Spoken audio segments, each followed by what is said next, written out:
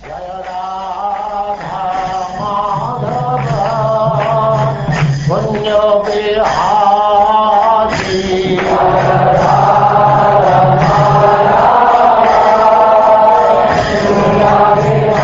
now, Chapter 2, The Lord in the Heart.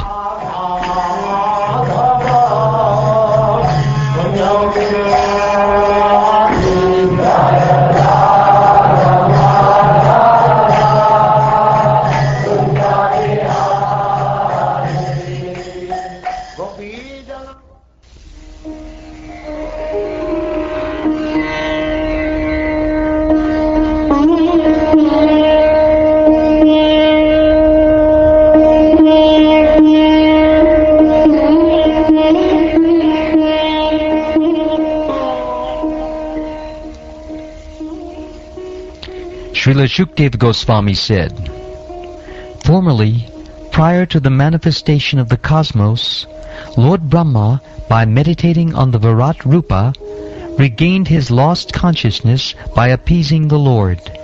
Thus he was able to rebuild the creation as it was before."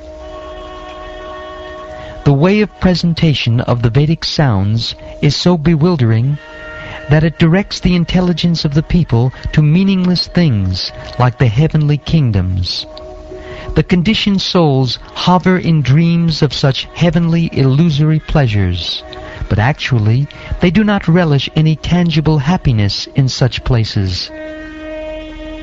For this reason, the enlightened person should endeavor only for the minimum necessities of life, while in the world of names.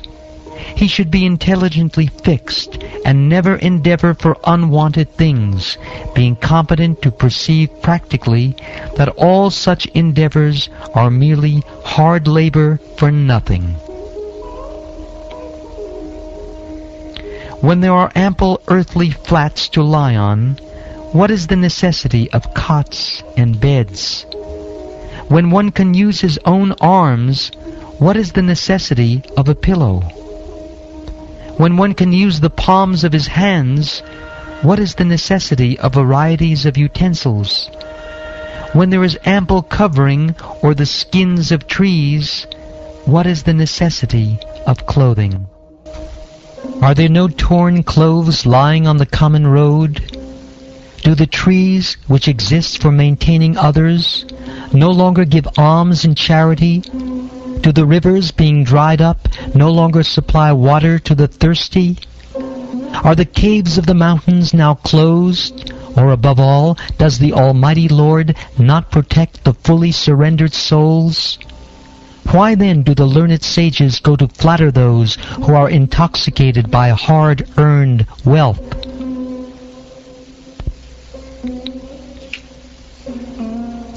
Thus being fixed, one must render service unto the Supersoul, situated in one's own heart by his omnipotency.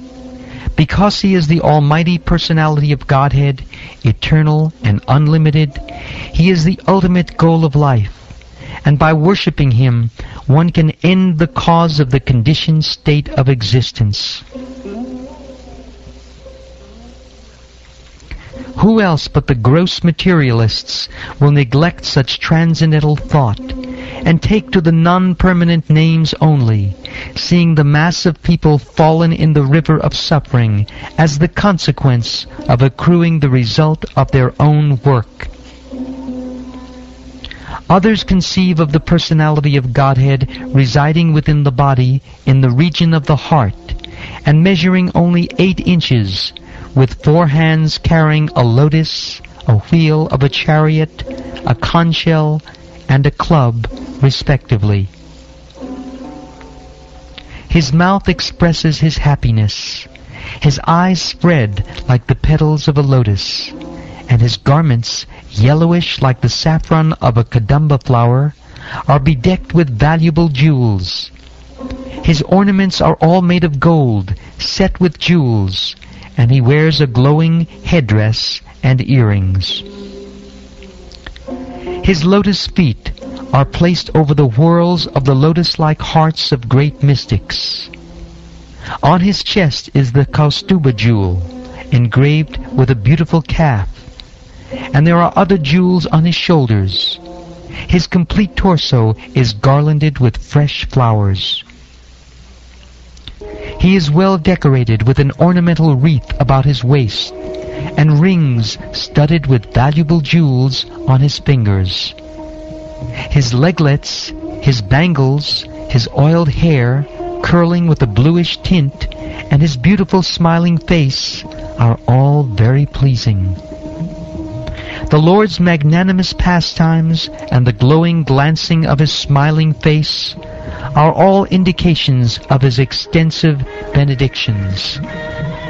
One must therefore concentrate on this transcendental form of the Lord as long as the mind can be fixed on him by meditation.